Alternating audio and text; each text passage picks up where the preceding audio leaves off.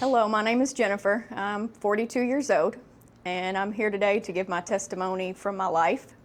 I'm going to start with my childhood. It was wonderful, great. I have two Christian parents that's been together since they were 14 years old, raised me in church. I have an older brother, about 5 years older than I am. We grew up in church. We did church at our house, so we always seen people praying for people. All we knew was Jesus. It's all we knew was the goodness of God and what He could do for folks. And my parents sang in a Christian singing group, and so we traveled with them some, which was a lot of fun. We come from the era where there was church all the time. Monday, you could find somewhere to go to church, so we were always in church. So that was my childhood. When I turned about 15, some things changed for me, and that's kind of where the hardness of my testimony starts to speak. And when I was 15, I went to a youth conference, and at a small youth conference, my mom had dropped me off, and we was there, and we were going to walk down the road to a friend's house and stay on night that night because it was closer. After, it was an amazing conference, lots of worship, lots of praising God at a just full of teenagers. It was a great time. And as I left this conference, I'll say it like this: there is evil in the world just the same that there is Christ in the world. But at that moment, I didn't know that. All I had known was God. I didn't know the evil side of things in the world. My parents had kind of sheltered me a lot from that. So as I walked down the street through an apartment complex to where I was going, me and another young girl, some gentlemen pulled us into an apartment, and I won't say names or speak for the other party that was with me, but in that moment, I was brutally raped and sodomized at 15. And I remember laying there and thinking, God, I don't understand what's happening. All that I had ever known was God was good and He was gracious. And in this moment, the pain and the remembering that I had been taught my whole life in the Bible that you save yourself for marriage. So the excruciating pain and the pleading with someone to stop and knowing that this wasn't okay, and this person was a lot older than me and a lot larger than me at this time. And I remember just crying and in my head just, God, please make this stop. Well, after this was over, the gentleman let me go, let me leave out the door, and I remember the pain, lots of blood and things like that. I went to where I was going, got in the shower, and told the other lady that was with me, the young girl, that we would never talk about this again. We wouldn't tell anybody about it, because for me, I couldn't understand the evil side of it, and why God would let that happen. And so at that moment, I made a choice to be quiet about something that I shouldn't have been quiet about, that I should have said something about, and then someone could have helped me understand that God didn't do that to me.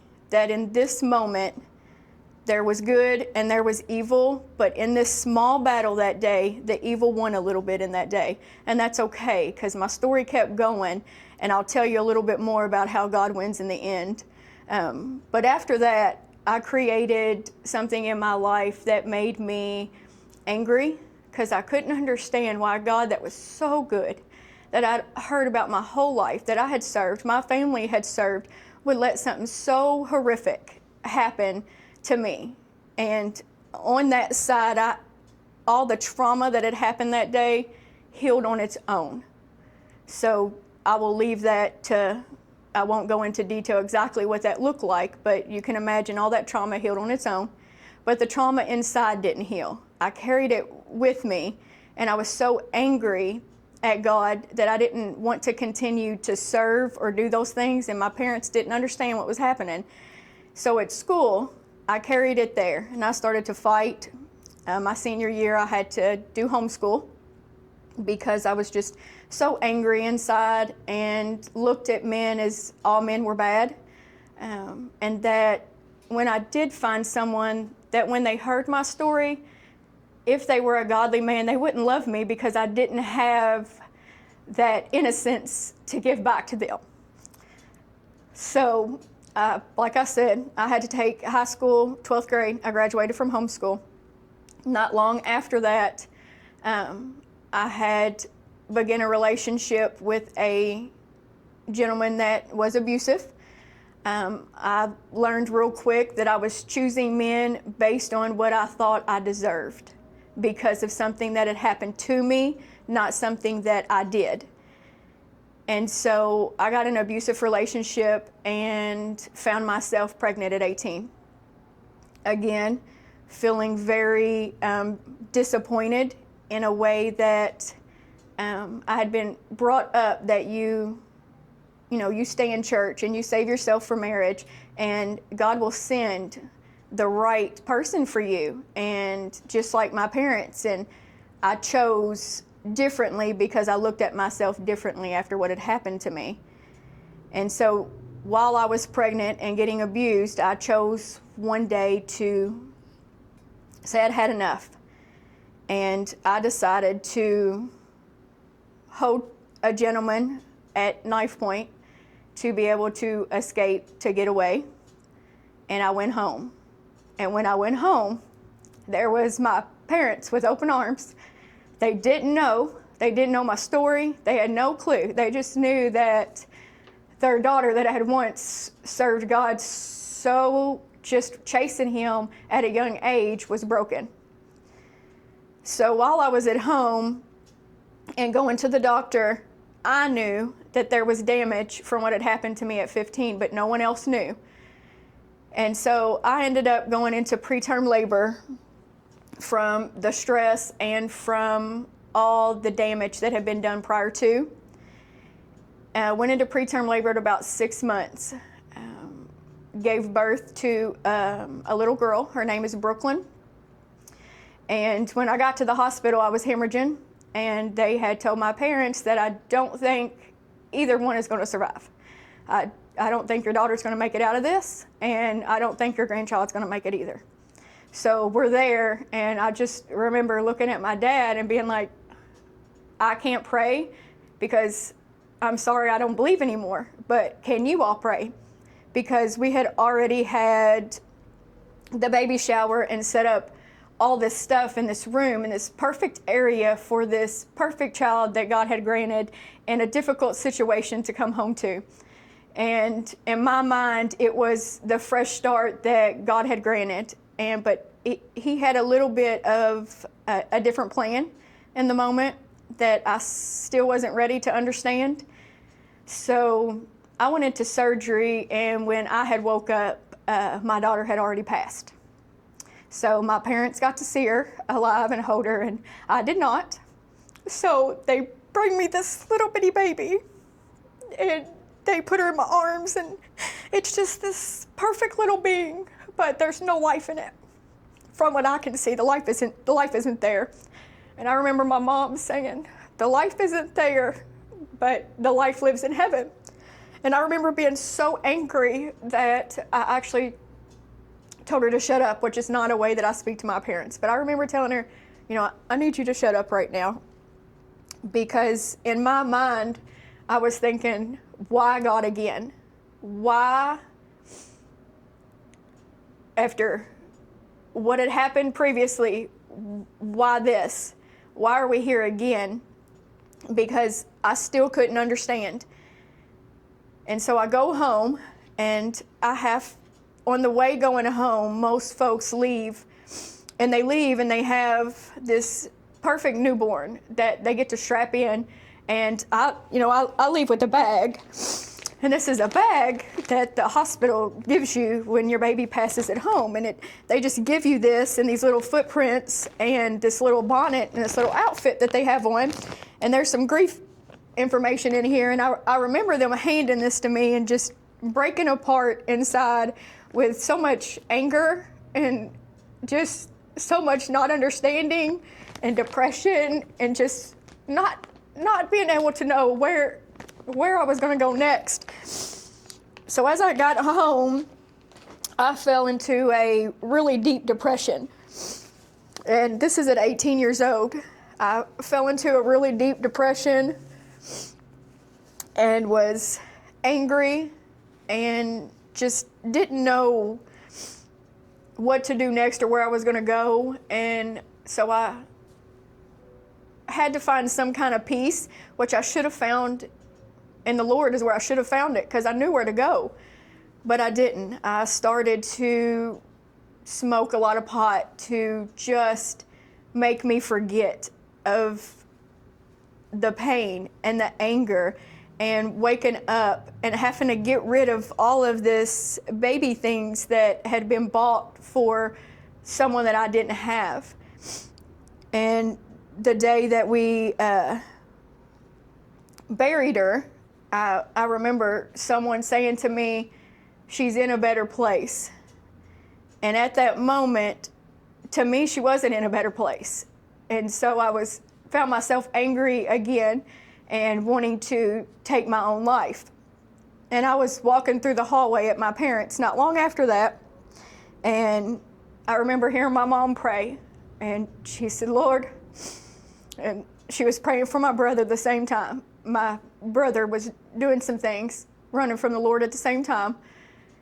And she said, "If you just make my son as sick as you can without taking his life, so he'll come back to you." And then I heard her say, "Lord, I know she's hurting, and I know she don't know where to go, and I know she don't understand that her baby lives in heaven, and that one day she'll get to see her again. But how do I get her back to you, Lord? I'm going to put it in your hands, and I just want to pray for her, Lord, that you protect her, that you build a wall around her that the devil cannot get through." I just remember over and over praying this. And I thought, she's crazy. I'll never serve the Lord again. I will never step foot in church house again. I'm done with that life. Well, then you fast forward just a little bit past that. I get married, and I get pregnant with, which is my oldest daughter now. And I have to go through a lot of surgeries to be able to hold her and to be able to carry her. And in between there, I had about 3 or 4 miscarriages, some D&C, some things of that nature. And y'all can understand where my mind continued to go. I still wasn't back in church yet. And then God blessed me with this miracle baby. And everyone was like, "God's blessed you, this is a miracle." But I still wasn't able to see that everything in the past had led up to this moment, and still wasn't ready to serve the Lord yet. And my marriage was good, and it wasn't long after that the husband that I had got into addiction. I won't use any names, but had got into addiction and couldn't find his way out. So for me, marriage was supposed to be forever. That was supposed to be the end of that. And it wasn't. I found myself into a divorce. And while I was going in through this divorce, had found out that I had uterine cancer.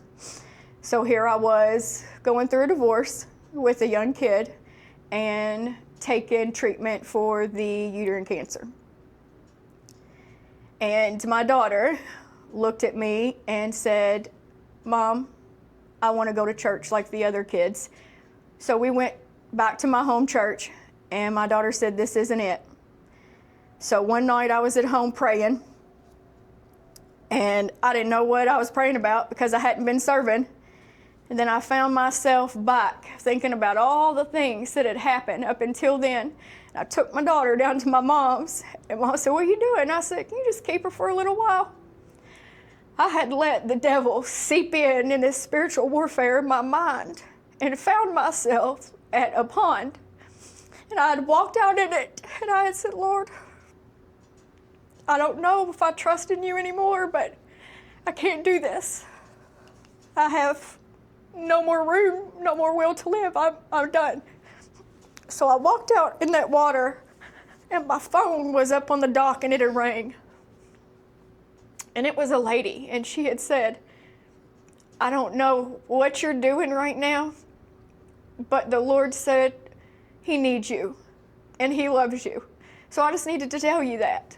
And so in that moment, I knew I had to do something, that was God saying, "Give me a chance.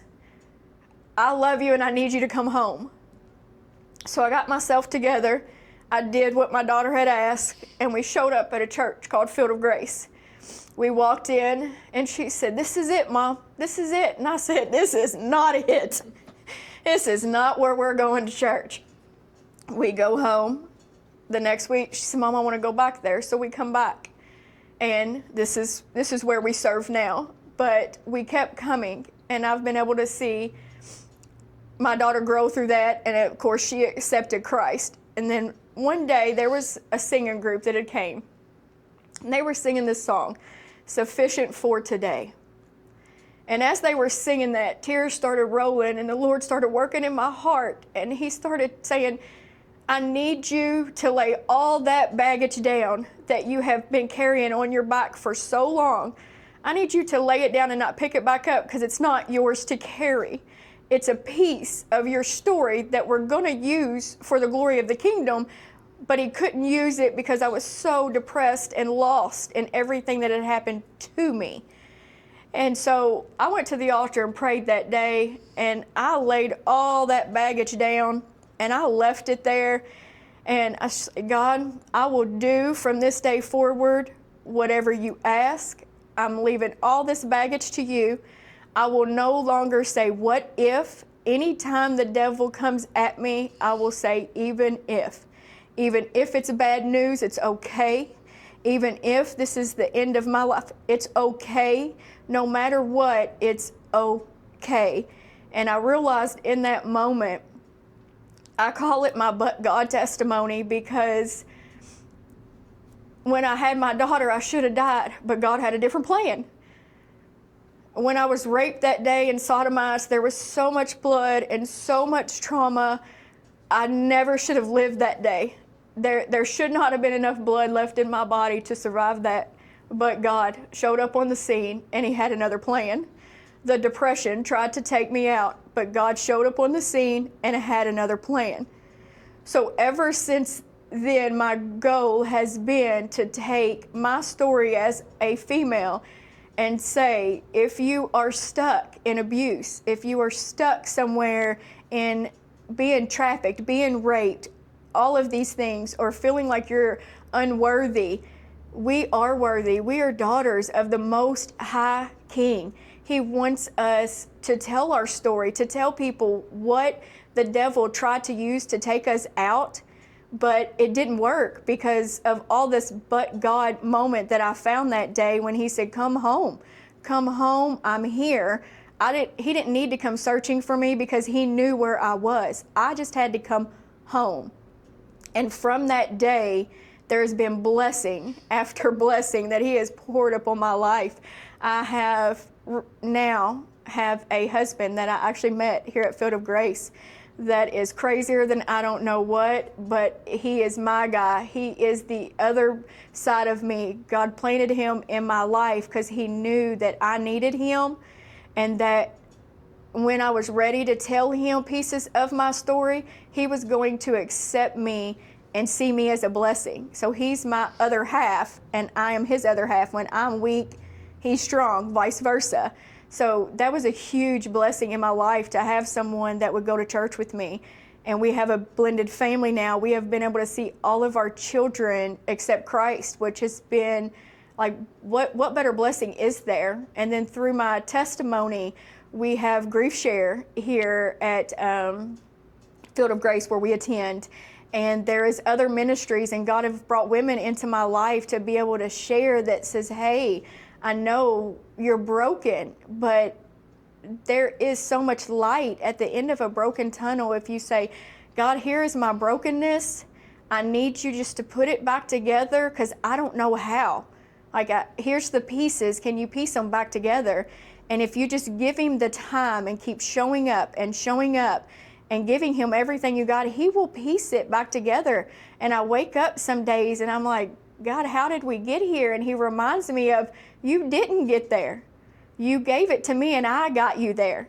I have sustained you. I am sufficient for today. No matter what happens today or what's coming tomorrow, I'm sufficient. So even in all these blessings, the devil still has tried, as I tell my husband, to swipe our foundation out from underneath of us.